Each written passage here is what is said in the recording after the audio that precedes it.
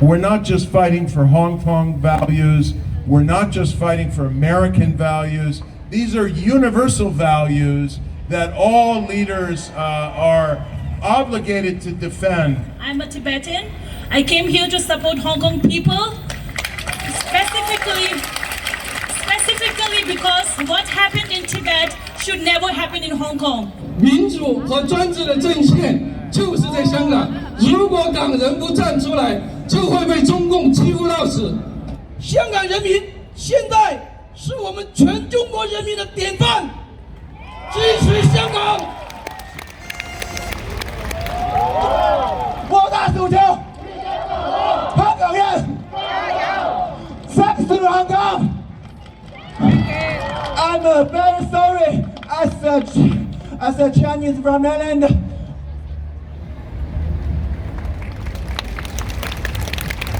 你見到更加年輕嘅人一代一代上嚟嘅時候，我哋會發覺香港係一個充滿希望嘅地方，而我哋唔能夠令到我哋香港嘅手足失望，所以大家加油，香港人加油！